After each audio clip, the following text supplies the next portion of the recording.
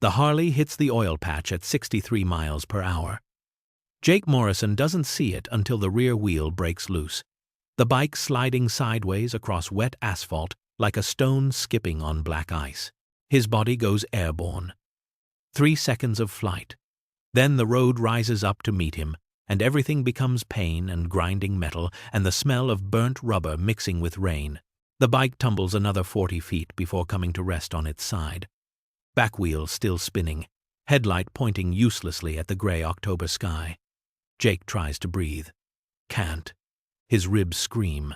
He's on his back in the breakdown lane of Highway 47, rain pelting his face, leather torn at the shoulder. And he can taste copper in his mouth. 42 years old, and he's going to die on a Tuesday afternoon 3 miles outside Millerton, alone. The thought terrifies him more than the pain. Then he hears it. Small footsteps, sneakers on wet pavement. "Mister?" The voice is tiny. Jake forces his eyes to focus. A little girl stands over him, maybe 7 years old, blonde hair plastered to her face by rain, clutching a red and yellow McDonald's Happy Meal box to her chest like it's precious. Her eyes are huge and scared, but she doesn't run. "Mister, are you okay?" Jake tries to speak, manages a groan. The girl looks back toward the gas station 50 yards away, then kneels beside him, setting the Happy Meal down. "Don't move! My mom says you're not supposed to move hurt people." She's shivering in a thin jacket, too small for the weather. "But you look hungry and scared." She opens the Happy Meal box with careful hands. Inside, a half-eaten cheeseburger, some fries, apple slices. She holds out the burger. "Here. It helps when I'm scared." Something breaks in Jake's chest that has nothing to do with broken ribs. This child, this stranger, offering her food. He shakes his head slightly, but she pushes it closer. "Please, I don't like seeing people hurt." A woman's voice shouts from the gas station. "Emma! Emma! Get back here!" The mother appears, running, phone already in her hand. "Oh my God! Emma, step back, baby!" But Emma doesn't move. She stays right there, small hand on Jake's uninjured arm. "I'm staying till help comes, Mommy." He needs someone. Sarah Riley calls 911, rattling off their location while keeping one terrified eye on her daughter and the bleeding stranger. In the distance, sirens begin to wail. Jake focuses on the little girl's face, memorizing it through waves of pain. He manages. "What's your name?" "Emma Riley." "Emma." His voice is barely a whisper. "Promise me something." She leans closer. "Promise you won't forget me," Emma says. And Jake realizes with shock that she's crying. "Promise you'll be okay." "I promise," Jake rasps, not knowing if he can keep it, only knowing he has to try. For her. For this impossible child who stopped to help when she should have run. Before I continue the story, please subscribe. I need to reach 1,000 subscribers so I can keep bringing you stories like this every day. It's just one click for you, but it means a lot to me. Thank you. The morphine makes everything soft around the edges, but Jake can still feel every breath like broken glass in his chest. 3 cracked ribs, 1 separated shoulder, road rash from hip to elbow, and a concussion that has the doctors watching him, like he might disappear. Room 347 at Millerton General smells like antiseptic and old coffee. He's been here 18 hours and he can't stop seeing her face. That little girl kneeling in the rain. The Steel Patriots arrive at 2 in the afternoon, 8 of them crowding into the room like leather-clad bears, filling the space with the smell of cigarettes and motor oil. Marcus Tank Webb leads the pack, 6'4" and 260 pounds of solid muscle, beard down to his chest, eyes soft with concern. "Brother." Tank grips Jake's good hand carefully. "Heard you tried to fly. Didn't stick the landing." Jake tries to smile, but it costs him. The others circle the bed. Danny Preacher Cole, Tommy Wrench Rodriguez, Big Dave Patterson. They've ridden together for 12 years, bled together, buried brothers together. This is family.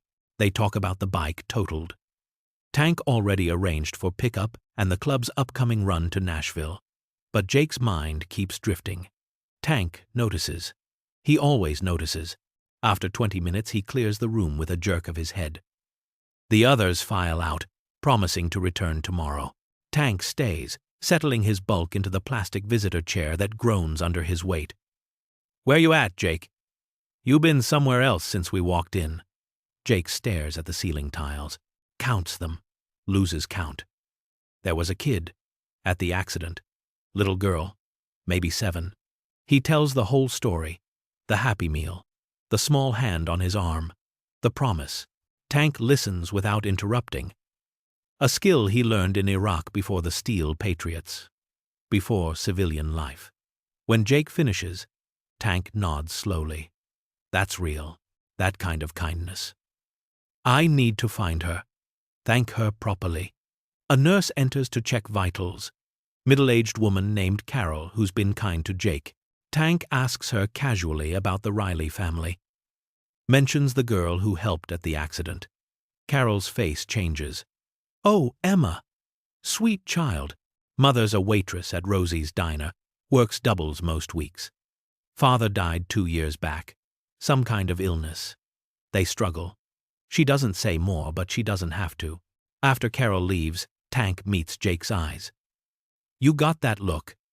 The one you get before you do something big. She gave me her food, Marcus. She had nothing, and she gave me what she had." Jake's voice cracks. When's the last time anyone? He stops, swallows. I have to do something. Tank leans forward, elbows on knees. Then we do something. Whatever you need, brother. The club's behind you. Jake nods, feeling something click into place. Purpose, direction, a debt that needs paying. I'm going to need everyone, Jake says. Tank grins. Then everyone you'll get. The apartment is on the 3rd floor of a building that smells like old cooking and mildew. 2 bedrooms, 1 bathroom, carpet worn thin in the traffic paths. Emma Riley wakes at 6:30 to the sound of her mother already moving in the kitchen, getting ready for the breakfast shift at Rosie's Diner. Sarah leaves a bowl of cereal on the counter with a note. Love you, baby. Home by 4. Be good.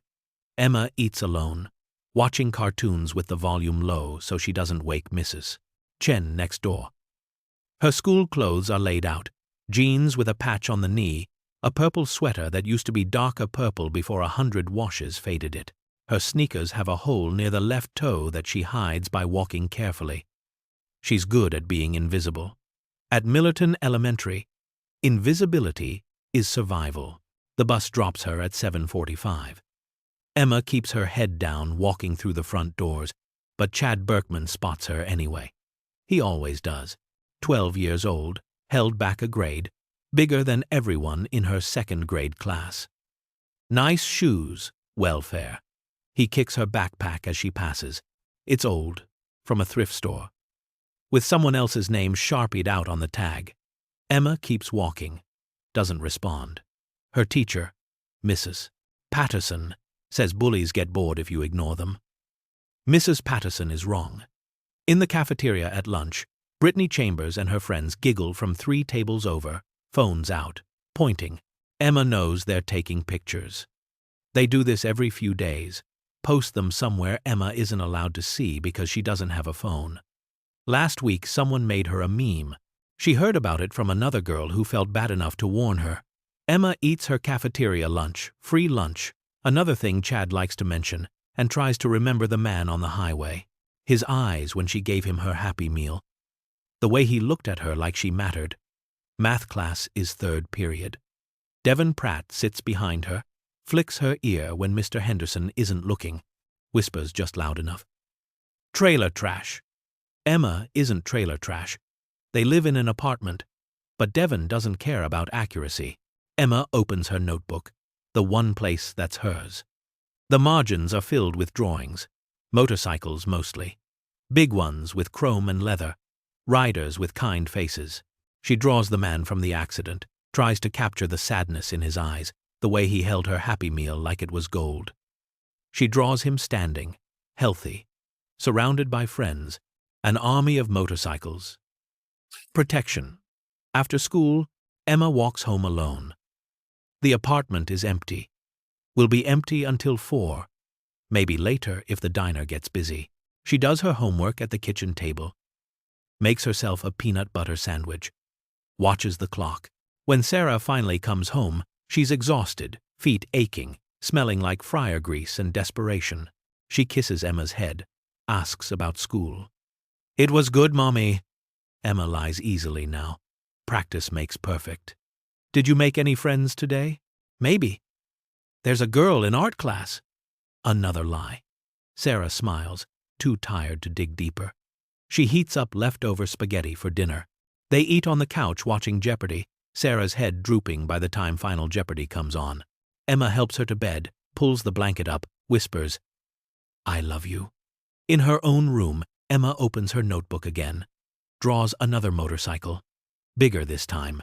She imagines what it would feel like to have someone show up for her the way she showed up for that man. Someone to make the Chads and Brittnys and Devons disappear. Someone to tell her mother it's going to be okay. She closes the notebook. Turns off the light. Tomorrow will be the same as today. It always is. Jake checks himself out of Millerton General against medical advice on day 3. The doctors protest, but he signs the papers with his good hand. Ribs taped tight, arm in a sling, moving like a man twice his age. Tank drives him home in a pickup truck that smells like dog and diesel. "You sure about this?" Tank asks, watching Jake wince climbing out. "Need to move. Can't think lying in that bed." What Jake doesn't say. Can't stop thinking about Emma Riley. The gas station is called Quick Stop. Sits at mile marker 47, where Highway 47 bends toward town. Jake makes Tank drive him there on day 5, when he can breathe without seeing stars. Inside, fluorescent lights buzz over aisles of chips and motor oil. A woman in her 50s works the register, name tag reading, "Deb." Jake buys coffee he doesn't want. Makes conversation. "I had an accident out front last week." Rain. Lost control. Deb's face lights up with recognition. "Oh, honey, I remember. Scared us half to death. Little Emma Riley went running out there before we could stop her." Emma. Jake tests the name again. "I wanted to thank her properly. Is there a way I could—" She goes to Millerton Elementary. Her mama Sarah works at Rosie's diner most days. Good people. That family. Been through hell, though. Deb leans on the counter, ready to talk. Small towns are like this. Everyone knows everyone's business. Emma's daddy died 2 years back. Brian Riley, Army sergeant, came home with cancer from whatever they breathed over there. Medical bills buried them. Sarah works herself to the bone trying to keep them afloat. Jake's chest tightens. Nothing to do with broken ribs. The little girl. She okay? Sweet as they come.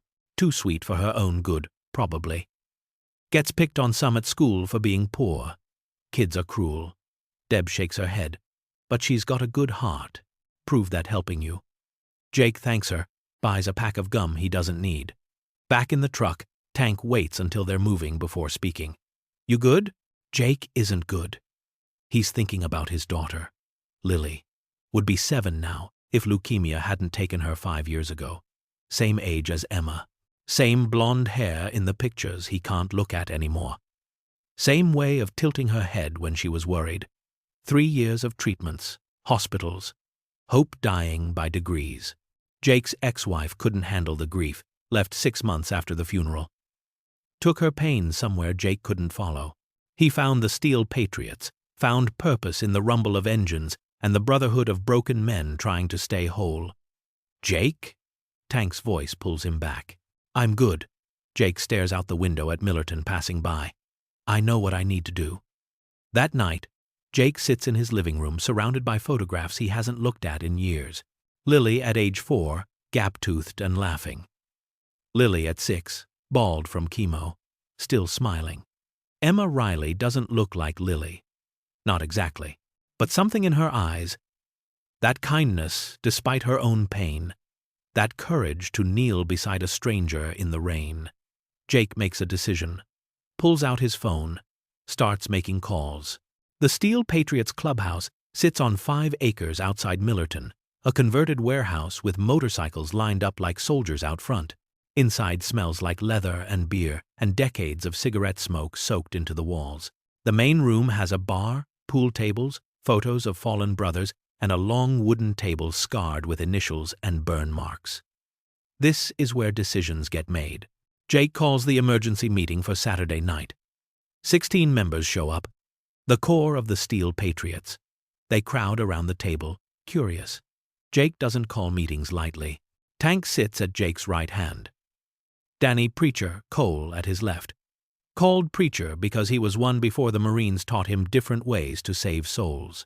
Jake stands, shoulder still aching, and tells them about Emma. Every detail. The rain, the Happy Meal, the small hand on his arm, the promise. The room goes quiet. These are hard men, mechanics and welders and ex-military, faces weathered by sun and bad choices. But they understand debt. They understand honor. She's 7 years old, Jake says. Father's dead, mother's drowning, gets bullied at school for being poor, and she stopped to help me when she had every reason to walk away. Big Dave Patterson, 49 years old, tattoos up both arms, clears his throat. What do you want to do? I want to thank her. Really thank her. Show her that kindness matters, that she matters. Marcus leans back in his chair, the wood creaking. We show up. The words hang in the air. Tommy Wrench Rodriguez nods slowly. Yeah. We show up for her like she showed up for Jake. Danny Preacher suddenly sits forward. Wait. Emma Riley? Millerton Elementary? Yeah. Why? My niece Sophie goes there. 2nd grade. She mentioned a girl named Emma. Said some older kids give her hell. I didn't connect. Danny stops. She told Sophie that Emma's the nicest girl in school, but everyone's mean to her. Jake feels something ignite in his chest. Connection. Purpose. Then we make a statement. We show that school, those kids, everyone, Emma Riley is protected. She's one of us now. Wrench grins. How big a statement we talking? Jake thinks about his daughter, about promises kept and promises broken, about a little girl who deserves better than what the world's giving her. I want every bike we can get. I want it loud. I want those bullies to never forget what happens when you mess with someone we claim. Tank's grin spreads. I know people. Other clubs. I make some calls. We could get 50, 60 bikes, easy. Make it 100, Jake says. Make it so many they can't count. Monday starts bad and gets worse. Emma's lunchbox, pink with unicorns, a birthday gift from 2 years ago when things were better, sits on her desk during morning announcements. She turns away for 30 seconds to help Mrs. Patterson hand out worksheets. When she comes back, the lunchbox is gone. Chad Berkman grins from 3 rows over, her sandwich hanging from his mouth. He chews deliberately, maintaining eye contact.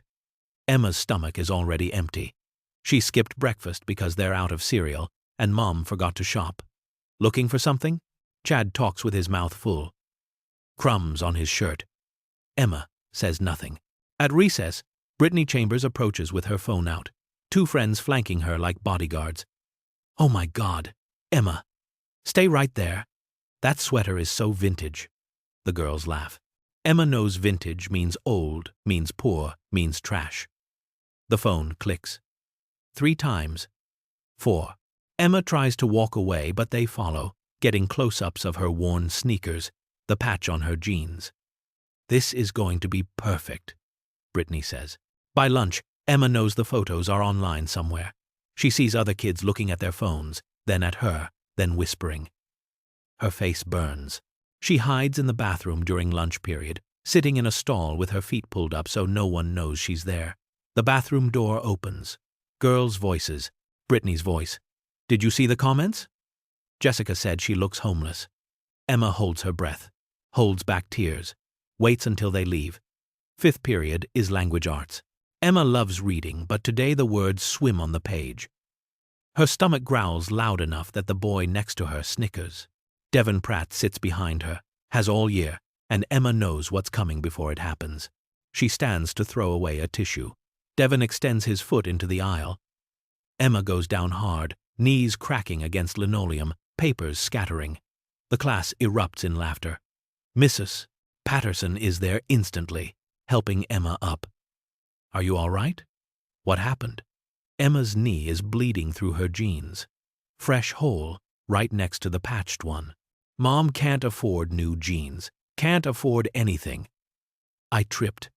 "Did someone—" "I tripped, Mrs. Patterson. I'm clumsy." The teacher's face shows she doesn't believe it, but Emma won't say more. Can't say more. Because tomorrow Devon will still be there. And the day after, and the day after that. The bus ride home is silent. Emma stares out the window, wishing for her father. Sergeant Brian Riley, who told her once that soldiers protect people who can't protect themselves, who promised nothing would ever hurt her, who broke that promise by dying. The apartment is empty. Sarah's working late, won't be home until 7. Emma sits on her bed, notebook open, and draws one more motorcycle. This time she draws herself on it, riding away from Millerton Elementary, leaving everything behind. The tears come hard, and she doesn't stop them. No one's here to see. Jake makes the first call Sunday morning at 6 a.m. His phone sits on the kitchen table next to cold coffee and a list of names. Tank answers on the second ring. "Start calling everyone, not just patriots, everyone." Tank understands immediately. How far out? 200 miles. Every club. Tell them what happened. Tell them why. By 7 a.m., the word is spreading. Tank reaches out to the Iron Riders in Pineville, a club the Patriots have shared roads with but never broken bread. Their president, a man called Chains, listens to the story. 2 minutes of silence. Then, "We're in. How many you need?" "Many as you got. I'll bring 30. Jake calls the Desert Hawks himself. They run out of Copper Ridge, 90 miles west. History between the clubs, not bad history, but not friendly. Territory respected, distance maintained. Their VP, a woman named Reaper with a scar across her jaw, answers wary. Jake explains. "The little girl, the Happy Meal, the bullies, the debt. When?" Reaper asks. "Wednesday, Millerton Elementary, 9 a.m. We'll be there, 40 bikes minimum." By noon, Jake's phone won't stop buzzing. Texts, calls. Word spreading through networks he didn't even contact. The Mountain Kings from up north. The Broken Chains from East County. The Road Dogs. The Thunder Legion. Clubs that normally wouldn't share air are calling Jake Morrison, asking how they can help. Danny Preacher stops by Jake's house at 3 p.m. His own phone glowing with messages. "Brother, you seeing this?" "Seeing what?" "Check the forums." The message boards. Jake logs into the regional MC network, a private forum where clubs post rides and news. The thread about Emma has 200 replies. Clubs from Tennessee, Kentucky, Missouri, all saying the same thing. "Count us in. A little girl showed up for one of us. Now we show up for her." Jake's hands shake reading the messages. Men and women he's never met, pledging bikes and time and presence.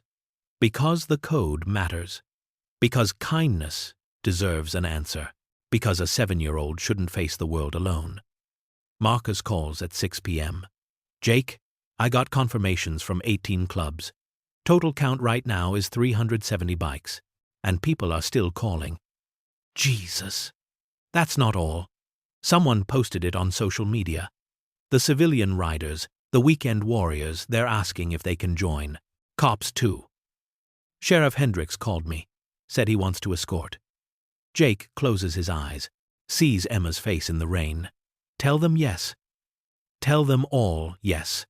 By midnight, Jake sits in his dark living room. Phone finally quiet. The count is 512. 512 motorcycles.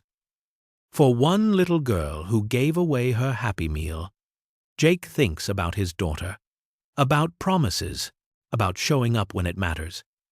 "We're coming, Emma," he whispers to the darkness. "Tomorrow, we're coming, Jake doesn't sleep. Can't. He lies in bed watching ceiling shadows shift, seeing two faces blur together. Emma kneeling in the rain. Lily in a hospital bed asking if the pain would stop. 7 years old. Both of them 7 years old. At 3 a.m., he gives up, makes coffee, stands at his kitchen window watching darkness. His phone glows on the counter. 512 confirmations, 512 riders converging on Millerton tomorrow morning. The weight of it presses against his chest. This has to matter, has to mean something. By 4:30, he's in his garage, polishing his bike even though it doesn't need it. Checking oil, adjusting mirrors, hands needing work. Tank shows up at 5 with breakfast. Neither of them eats. You ready for this? No. Jake looks at his oldest friend. What if it's too much? What if we scare her? Brother, you're not scaring her. You're showing her she's not alone. Tank grips Jake's shoulder. That's all this is. Showing up. At Millerton Elementary, Principal Richard Dobson makes a phone call at 7:15 a.m. Tuesday morning. He's been coordinating with Jake and Tank for 3 days, keeping the secret tight. The phone rings twice. Hello? Sarah Riley sounds tired. Always sounds tired. Mrs. Riley, this is Principal Dobson at Millerton Elementary. I'm calling with wonderful news. Emma has been selected to receive a special citizenship award at an assembly tomorrow morning.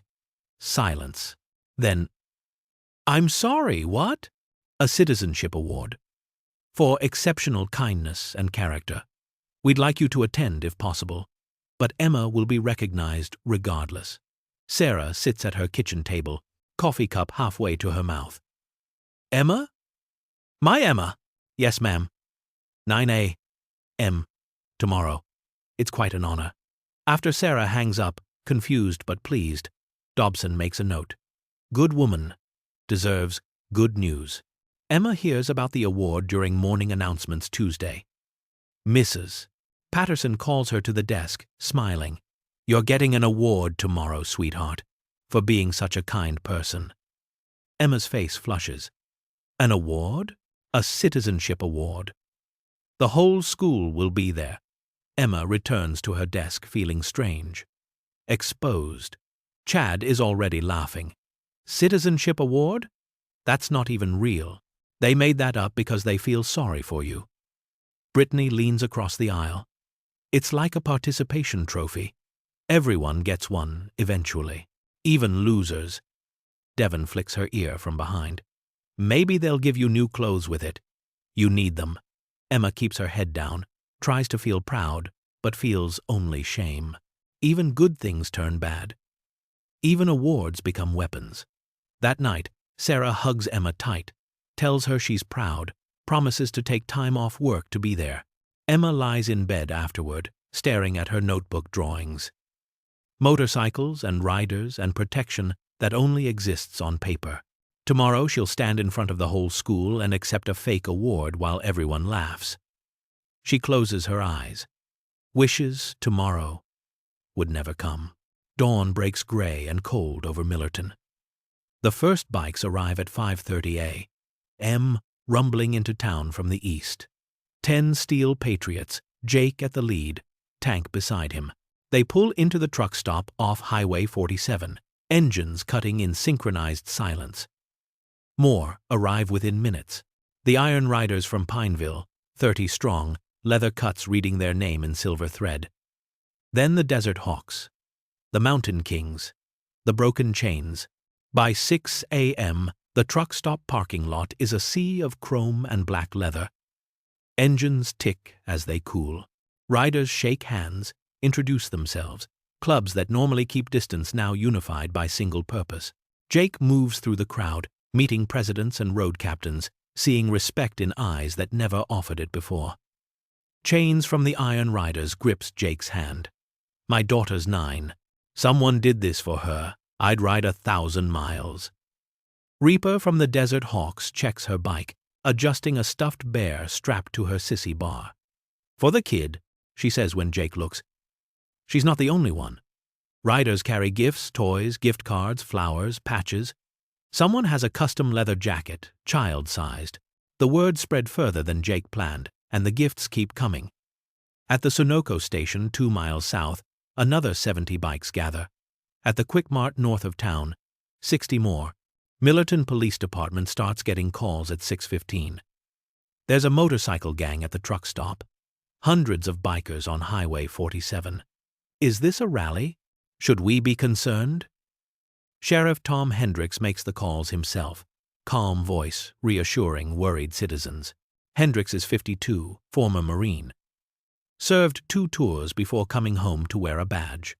When Jake contacted him 3 days ago, explained the mission, Hendricks understood immediately.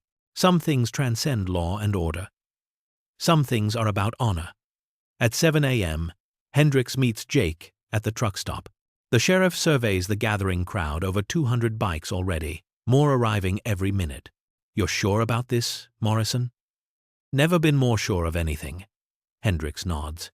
Then we'll escort. Keep it orderly. Keep it peaceful. That's all we want, Sheriff. Just want to show up for a little girl. By 8 a.m., the staging areas are full. 512 motorcycles spread across 3 locations, forming up in columns. The sound is thunder waiting to break. Riders check mirrors, tighten straps, exchange nods. This is bigger than any of them expected. Bigger than one club or one town. This is a statement. Jake sits on his Harley, hands steady on the grips, and thinks about Emma Riley. Thinks about promises kept. Let's ride, he says into his radio.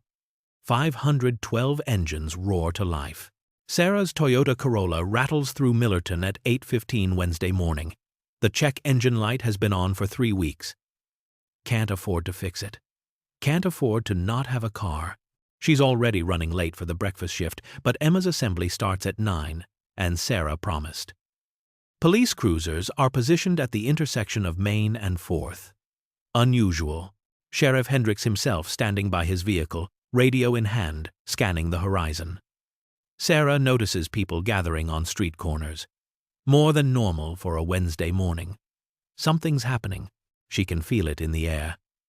Emma sits in the passenger seat wearing her church dress. Light blue, bought at Goodwill last spring. Already getting short in the sleeves. White tights with a small run near the ankle that Sarah tried to stop with clear nail polish. Emma's best shoes, Mary Jane's, that pinch her toes but look nice. This is what nice looks like on a waitress's budget. Emma fidgets with the hem of her dress, pulling it down over her knees. Mommy, do I have to go? Baby, you're getting an award. That's wonderful. What if people laugh? Sarah's heart cracks. She pulls into the school parking lot, already more crowded than usual. Parents who never come to anything are here. Nobody's going to laugh, sweetheart. You're being recognized for being kind. For being you. Emma doesn't look convinced. Sarah parks, turns off the engine. It diesels for 3 seconds before dying. I have to get to work, Mr. Peterson said, if I'm late again. She stops, doesn't finish. Emma knows, always knows. It's okay, Mommy. I'll try to come back. Maybe Mrs. Henderson can cover, and I can. It's okay. Emma's voice is small. I understand. Sarah hugs her daughter, breathing in strawberry shampoo from the dollar store. I'm proud of you. So proud. Your daddy would be so proud. She watches Emma walk toward the entrance, small figure in a too-short dress, carrying herself like she's trying to disappear. Mrs. Patterson waits at the doors, Principal Dobson beside her. Both wearing strange expressions. Excitement. Anticipation. Something else Sarah can't name. Dobson waves. Sarah waves back, confused. Emma reaches the entrance. Mrs. Patterson kneels down, says something that makes Emma's face change. Not happy. More confused. Uncertain. Sarah checks the time. 8:27. She's already late. The diner is expecting her. Tips waiting. Bills due. She puts the car in reverse, takes one last look at Emma disappearing through the school doors. In the distance, she hears it. Faint. Growing. A rumble like distant thunder. Sarah looks toward Highway 47. The sound gets louder. She shakes her head, drives toward work. Behind her, 512 motorcycles enter Millerton. The gymnasium smells like floor wax and unwashed gym clothes. 300 students sit cross-legged on the polished wood floor, arranged by grade. Emma sits with her second-grade class, Mrs. Patterson's group, trying to make herself smaller. The whole school is here. Every grade. Every teacher. Parents line the back wall. Not Sarah. Sarah's at work. Emma's dress feels too tight, too short, too everything. Principal Dobson stands at the microphone near center court, clearing his throat. "Good morning, Millerton Elementary." The response comes scattered, unenthusiastic. "Good morning, Principal Dobson. Today we're here to talk about kindness, about what it means to show up for others, even when it's hard, especially when it's hard." Emma stares at her shoes. Chad Berkman sits 3 kids over, already bored, picking at a scab on his elbow. Then she hears it. Faint, distant, like thunder but not thunder. A low rumble that vibrates in her chest. Principal Dobson keeps talking. "We have among us a student who exemplifies." The rumble grows. Several students turn, looking toward the windows. Teachers exchange glances. Mrs. Patterson is smiling. Actually smiling. Something's wrong. Something's different. "What's that noise?" Someone whispers. "Sounds like trucks," another kid says. The rumble gets louder. Closer. Emma feels it in the floor now, a vibration traveling through wood and concrete. The basketball hoops start to sway slightly. Chad snorts. "Probably a parade for the loser." They bringing in the sympathy trucks. Brittany giggles, but her giggle sounds nervous. The windows begin to vibrate. Really, vibrate. The sound is unmistakable now. Not trucks. Motorcycles. Lots of motorcycles. More than Emma has ever heard. The rumble becomes a roar. Teachers move toward the windows. Students crane their necks. Principal Dobson's smile grows wider. "That sound you're hearing," he says into the microphone, "is 500 motorcycles arriving at our school. 500 riders who came here this morning for one reason." Emma's heart pounds. 500? The building shakes. The American flag hanging from the rafters trembles. Every window shows movement outside, chrome flashing, leather, colors. Bikes pulling into formation around the school like a siege. The sound is massive. Deafening. Glorious. Principal Dobson looks directly at Emma. His voice cuts through the growing chaos. "Emma, Riley, please come to the front." Emma freezes. Can't move. Can't breathe. Mrs. Patterson gently touches her shoulder. "Go ahead, sweetheart. They're here for you." Chad's mouth falls open. Brittany's face goes pale. Every student in the gymnasium turns to stare at Emma Riley in her too short dress and pinching shoes. Outside, 500 engines roar. Emma stands on shaking legs. Every eye in the gymnasium watches her. She takes one step, another. The walk to the front feels like miles. Her face burns. This is a trick. Has to be a trick. More humiliation coming. Principal Dobson waits, still smiling that strange smile. The microphone hums. Behind him, the gym doors stand closed. Outside, the roar of motorcycles is so loud the walls shake.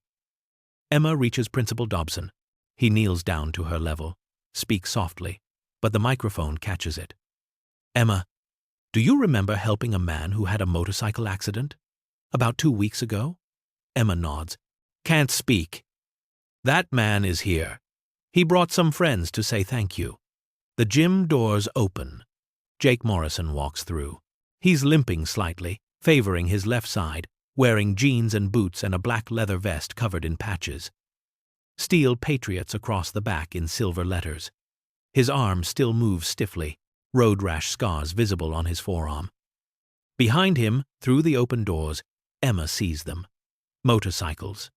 Hundreds of motorcycles, lined up in rows that stretch across the parking lot, down the street, surrounding the entire school, chrome gleaming. riders standing beside their bikes. More people than Emma has ever seen. All watching the gym entrance, all waiting. Jake walks toward Emma, and the gymnasium goes silent. Even the motorcycles outside have quieted to an idle rumble. Jake's eyes are wet. He stops 3 feet from Emma, then slowly kneels down, wincing as his ribs protest. Face level with hers. Emma recognizes him instantly.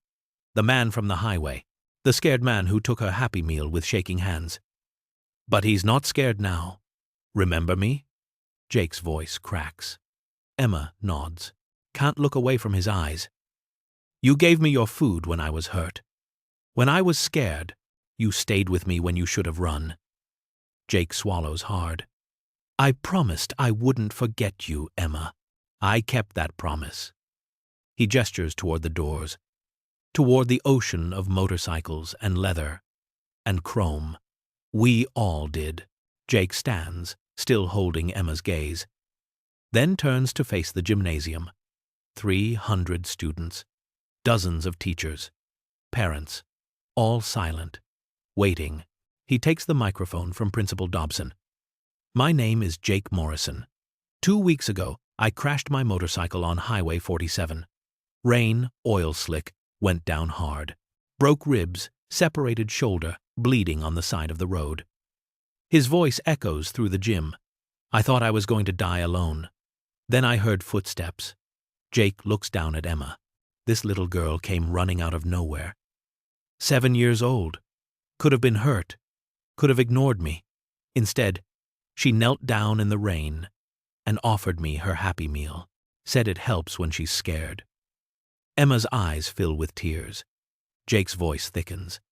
I've been riding motorcycles for 25 years. I've seen brotherhood. I've seen loyalty. But I've never seen kindness like that. Pure.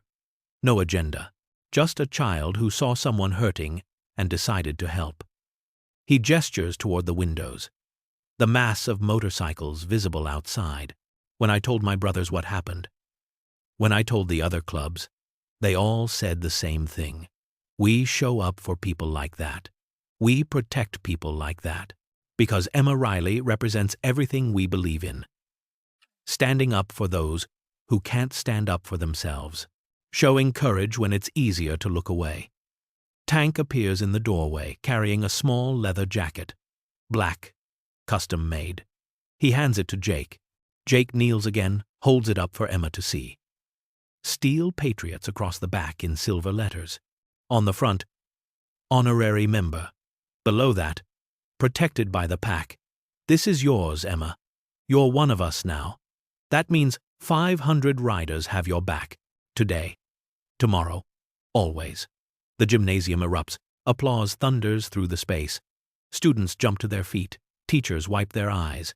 Parents clap so hard their hands sting. Jake helps Emma into the jacket. It fits perfectly. She looks down at the patches, the leather, the words that claim her. Protected. The tears come hard. Jake pulls her into a hug. This broken stranger who remembered, who came back, who brought an army. 3 rows back, Chad Berkman sinks in his seat. Face pale, hands shaking. Brittany stares at her shoes. Devon has disappeared into himself, trying to be invisible the way he made Emma invisible. They understand now. Everyone understands. Emma Riley is untouchable. The applause continues. Emma cries into Jake's leather vest, and for the first time in 2 years, they're not tears of pain. The assembly ends, but nobody moves. Principal Dobson speaks into the microphone. Students, you're dismissed to witness something you'll never forget. Jake looks down at Emma, still wearing her new jacket, face streaked with tears. You want to see all the bikes? Emma nods. Can't speak. Can't process. Jake takes her hand. It's small in his. Fragile. Trusting. They walk toward the gym doors together. Mrs. Patterson and the other teachers follow. Students pour out behind them. Parents. Everyone. The morning air hits cold and bright. Emma steps onto the front lawn of Millerton Elementary and stops. 500 motorcycles. Parked in perfect formation. Rows and columns stretching across the parking lot. Down both streets. filling every available space. Chrome and leather and colors. Steel Patriots. Iron Riders. Desert Hawks. Mountain Kings. Clubs Emma's never heard of. Will never forget. Riders stand beside their bikes, waiting. Jake raises his hand. A signal. Every single rider reaches for their ignition. 500 engines roar to life simultaneously. The sound is apocalyptic. The ground shakes. The air vibrates. Windows rattle. Car alarms trigger. The rumble enters Emma's chest, her bones, her soul. She's never heard anything so loud, so powerful, so impossibly beautiful. Students cover their ears, mouths open in awe. Emma just stares. A path opens through the center of the formation. Jake walks Emma down it, her small hand in his. Riders nod as she passes. Some salute, some smile. All watching this tiny girl in a too-short dress and brand-new leather jacket. Jake's Harley sits at the center. He lifts Emma, sets her on the seat. She grips the handlebars, feet dangling, sitting on a throne of chrome and history. Then they come. One by one. Tank approaches first. 6'4", mountain of muscle. Tears streaming down his face. He kneels. Emma, I'm Marcus. Jake's my brother. You're my sister now. He hands her a leather notebook, embossed with her initials. For your drawings. Fill it with good things. Reaper from the Desert Hawks gives her a stuffed bear wearing a tiny leather vest. Chains from the Iron Riders hands her a gift card. For you and your mama. Get something nice. A woman with gray hair and kind eyes pushes through. Tank's wife. Linda. She carries a box. For your mother, sweetheart. Food. Toiletries. Things to help. The gifts keep coming. Patches. Pins. Cards with phone numbers. You ever need anything. You call me. Your family now. Emma sits on Jake's bike, surrounded by giants, holding treasures, wearing protection, and finally understands. She's not alone anymore. Sarah's phone explodes with texts at 9:15. She's in the middle of taking orders. Pad in hand. When the messages start flooding in. Motorcycle gang at the school. Police everywhere. Emma, okay? She drops the order pad. Doesn't ask permission. Just runs. The Corolla won't start. Takes 3 tries. Sarah drives 15 over the limit, hands shaking on the wheel, imagining everything terrible. Gang violence. School shooting. Her daughter hurt. Scared. Alone. Please God, not alone. Millerton Elementary appears, and Sarah's heart stops. Motorcycles everywhere. Hundreds of them. Police cruisers blocking intersections. Crowds of people. She abandons the car in the middle of the street. Door hanging open. Engine running. Pushes through the crowd. Excuse me. My daughter. I need... Then she sees her. Emma, sitting on a massive Harley-Davidson. Surrounded by leather-clad bikers who look like they eat nails for breakfast. Wearing a jacket covered in patches. And smiling. Actually smiling. Not the small, careful smile Emma gives when she's trying to please. A real smile. Wide. Joyful. Unguarded. The smile Sarah hasn't seen since Brian died. Sarah freezes. Can't process. One biker kneels beside Emma, handing her something. Another laughs at something Emma says. Her daughter shy. Bullied. Invisible Emma is the center of attention for what looks like an army. A man sees Sarah. Tall, weathered face, leather vest, moving with a slight limp. He approaches slowly. Hands visible, non-threatening. Reading her fear. Mrs. Riley? Sarah's voice cracks. What's happening? I'm Jake Morrison. I'm the man your daughter saved 2 weeks ago.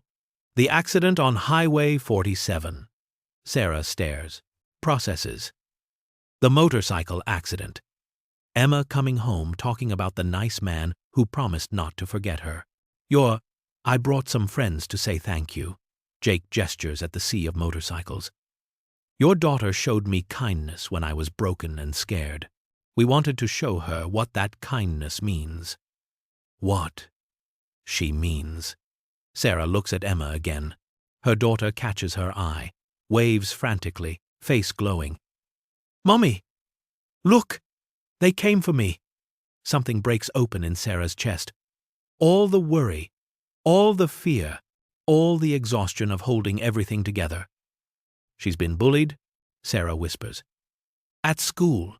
She never told me, but I knew." Jake nods. "Not anymore. Nobody touches her now. 500 of us made sure of that today." Principal Dobson's office is small, cramped with filing cabinets and motivational posters. Sarah sits in a plastic chair, hands trembling. Jake takes the chair across from her. Through the window, they can see Emma surrounded by bikers, Tank lifting her onto different motorcycles, letting her rev engines. Emma laughs. The sound carries through glass. "I need you to understand why this matters," Jake says. "Why we're all here." Sarah nods. "Can't speak yet. 5 years ago, I lost my daughter. Lily. She was 7. Leukemia." Jake's voice stays steady, but his hands grip his knees. 3 years of treatments. Hospitals. Hope dying a little more every day. She was brave. Braver than me. Sarah's eyes fill. "I'm sorry."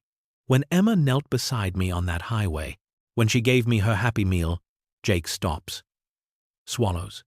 She looked at me the way Lily used to. Not the same face, but the same heart. That kindness, that courage to care when the world teaches you not to. Outside, Emma sits on Tank's bike, tiny hands on massive handlebars.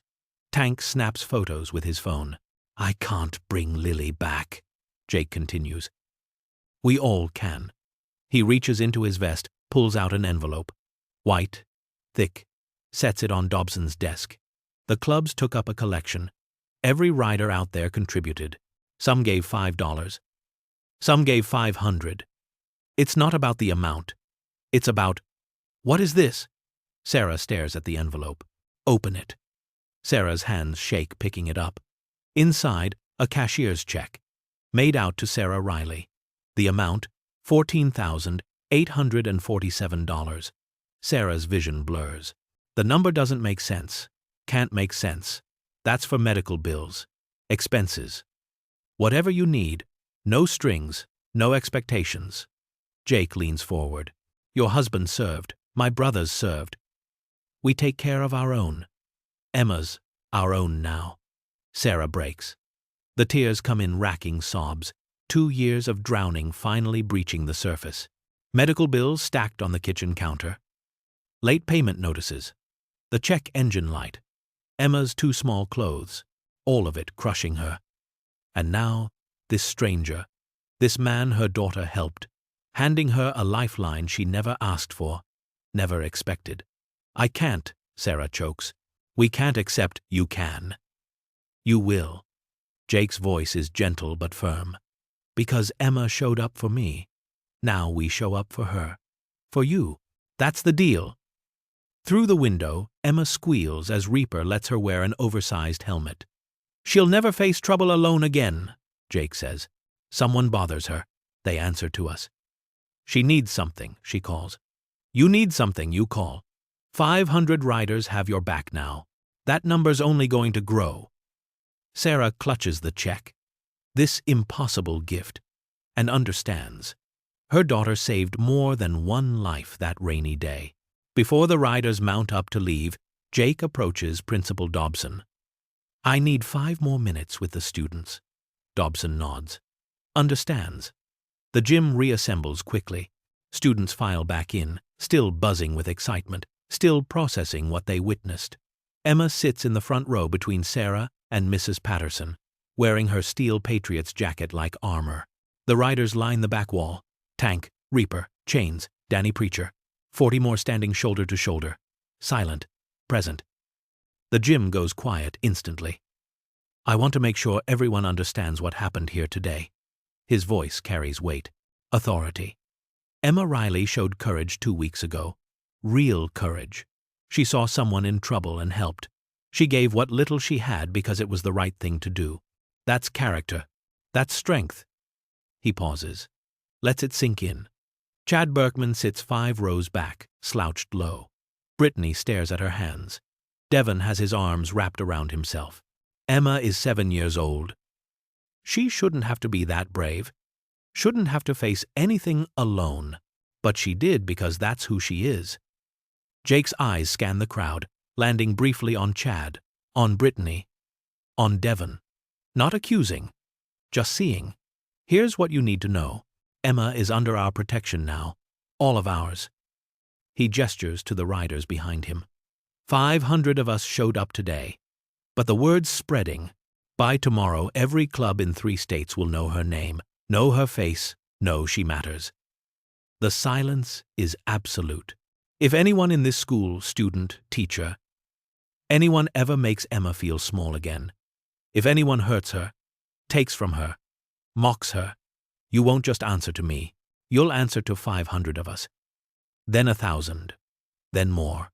Jake's voice stays level, calm. Matter of fact, we take care of our own. Emma is our own now. That's not a threat. That's a promise. That's a fact. Mrs. Patterson watches Chad's face drain of color. His hands grip the floor beneath him. Brittany's lower lip trembles. Devon looks like he might be sick. Everyone here gets a second chance. Jake continues. Everyone gets to decide who they want to be starting today. I hope you choose kindness. I hope you choose to be the kind of person Emma already is. He sets the microphone down, nods to Principal Dobson. The message is delivered, crystal clear. Emma Riley walks these halls protected. The riders begin mounting up at 10:30. Engines fire one by one across the formation. Emma stands on the school steps watching them prepare to leave, her face crumbling. You're going? She looks up at Jake, small voice breaking. Already? Jake kneels, wincing slightly, meeting her eyes. We have to. But this isn't goodbye, Emma. Not even close. He pulls a card from his vest pocket, his number written in black marker. You call me anytime. Day. Night. Doesn't matter. You need something. You scared. You just want to talk, you call. Tank steps forward. Adds his card. Then Reaper. Then Chains. Emma's hands fill with phone numbers. Promises made tangible. The clubhouse is open to you, Marcus says. You and your mama. Saturdays we do family barbecue. Your family now. Sarah appears beside Emma, hand on her daughter's shoulder, tears still drying on her face. Jake stands, addresses Sarah. We'll check in. Every week at first. Then as needed. You won't get rid of us that easy. The first group rolls out. Steel Patriots in formation, Jake at the lead.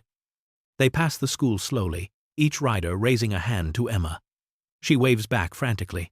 The Iron Riders follow. Then the Desert Hawks. Each club rides past in tight formation, engines roaring, horns honking. A parade. A promise. A statement. Emma stands on the steps wearing her jacket, waving with both hands now, tears streaming but smiling. Smiling so wide it must hurt. Behind her, 300 students watch from windows and doorways. Watching Emma Riley, shy Emma, poor Emma, invisible Emma command the respect of an army. Chad Berkman stands at the back. Small now, Brittany hides behind other students. Devon has disappeared entirely. The sound builds and builds, 500 engines creating symphony. Then slowly fades as the formation moves through Millerton, heading to highways that lead everywhere. Emma waves until the last bike vanishes, until the rumble becomes memory, until silence returns to Millerton Elementary. But the silence is different now, heavier, changed. Emma Riley stands on those steps wearing protection, carrying phone numbers, backed by promise and power. The girl they dismissed now has 500 reasons no one will ever dismiss her again. Sarah pulls Emma close. Let's go home, baby. Emma nods, touches the patches on her jacket, whispers, They came for me. Yes, they did, and they'll come again if needed. Monday morning, Emma Riley walks into Millerton Elementary wearing her Steel Patriots jacket. Head up, eyes forward. Different. Chad Berkman sees her coming down the hallway. He turns, walks the other way. Doesn't run. Doesn't need to. Just gone. Brittany Chambers whispers to her friends when Emma passes. Not cruel whispers. Awed whispers. The girl with 500 bikers. The girl who's protected. The girl who matters. By Wednesday, Emma has 3 lunch invitations. Kids who never looked at her before want to sit at her table. Hear the story. Touch the jacket. Emma chooses carefully. Picks the quiet ones. The other invisible kids. By Friday, she's asked Mrs. Patterson about starting a club. A kindness club, Emma explains. Where we help people. Like I helped Jake. Mrs. Patterson's eyes water. I think that's perfect, sweetheart. The club starts with 5 members, grows to 12. They collect canned goods, write letters to nursing homes, help younger students with homework. Emma leads meetings wearing her jacket. The donation changes everything at home. Sarah pays off 3 medical bills. Gets the car fixed. Buys groceries without counting every dollar. Breathes for the first time in 2 years. Saturday becomes sacred. Jake picks Emma up at 10 a.m. Takes her for milkshakes at the diner where Sarah works. They sit in a corner booth, Emma telling stories about school, Jake listening like every word matters. Sometimes Tank joins them. Sometimes Reaper. Sometimes a whole group of riders who've become uncles and aunts. Chosen family built on promise kept. Emma's report card arrives in November. All B's. 1 A in English. Sarah cries holding it. Jake frames it at the clubhouse. December. A man asks Sarah on a date. Tom. A regular at the diner. Kind eyes. Patient. Sarah almost says no, hasn't dated since Brian, but Emma tells her, Daddy would want you to be happy, Mommy. Sarah goes. Tom is gentle, understanding. They take it slow. Emma draws in her leather notebook every night. Still motorcycles, but now she draws herself riding them. Draws Jake and Tank and Reaper. Draws her mom smiling. Draws a future that doesn't hurt. The Steel Patriots jacket never leaves her side. She wears it to school, wears it home, sleeps with it on her bedpost where she can see it. Protection made visible, promise made real. Love stitched in leather and thread. April 23rd. Emma Riley turns 8 years old at the Steel Patriots Clubhouse. The warehouse has been transformed. Streamers in purple, Emma's favorite color. Tables loaded with food, burgers, hot dogs, cake from the bakery in town. 20 kids from school run around the parking lot, supervised by mothers who 6 months ago would have crossed the street to avoid this place. Now they drink lemonade and laugh with riders who've become friends. Sarah stands near the food table wearing a new dress. Tom beside her, his hand occasionally touching the small of her back. She watches Emma, her daughter, who walked through fire and came out stronger, surrounded by chosen family. Tank flips burgers on a massive grill. Reaper organizes relay races. Chains teaches a group of kids how to properly check tire pressure. The clubhouse has become something it was always meant to be. Home. Jake finds Emma near the bikes, showing her friends the different models, explaining engines and gears with knowledge gained from Saturday visits. She's wearing her Steel Patriots jacket over a new birthday dress. The jacket's more worn now. Loved. Lived in. Emma. Got a minute. She turns, face bright. Follows Jake to his bike. He pulls out a package wrapped in newspaper and tape. Not fancy. Real. Emma tears it open. Inside, a helmet. Custom painted purple with silver flames. Steel Patriots logo on the back. Her name across the front, in script. It's for when you're older, Jake says. 13, maybe 14. I'll teach you to ride. Proper. Safe. If your mom agrees. Emma runs her fingers over the smooth surface. Her name. Her helmet. Her future. Promise? She asks, then stops. Looks up at Jake, with those same eyes from the rainy highway. Promise? You'll never forget me? Jake's vision blurs. 6 months ago, lying broken on wet asphalt, hearing those exact words from a 7-year-old stranger. Full circle. Completion. He reaches to his cut, finds the patch he's worn for 12 years.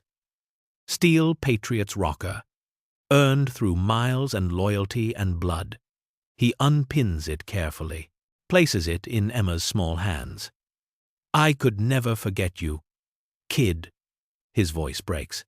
You saved my life. Not just on that highway. You reminded me why any of this matters. And I'll spend the rest of mine making sure you know you're loved. Emma crashes into him, arms around his waist. Helmet forgotten on the bike seat. Jake holds her. This impossible child who showed up when it mattered, who changed everything. Around them, engines idle softly. 500 riders came that first day. More know her name now. An army built on kindness. A family forged from a single Happy Meal offered in the rain. Sarah watches from across the lot, tears streaming. Tom's arm around her shoulders. Tank raises a beer in silent salute. The circle is complete. Emma Riley gave away her food to a broken stranger. That stranger brought 500 reasons she'd never be alone again. And in the giving and receiving, 2 broken people, one small, one scarred, found what they'd both lost. Family. Protection. Love. The engines rumble. The party continues. And Emma Riley, 8 years old, wearing armor and carrying promises, knows with absolute certainty she matters. She is seen. She is loved. Always.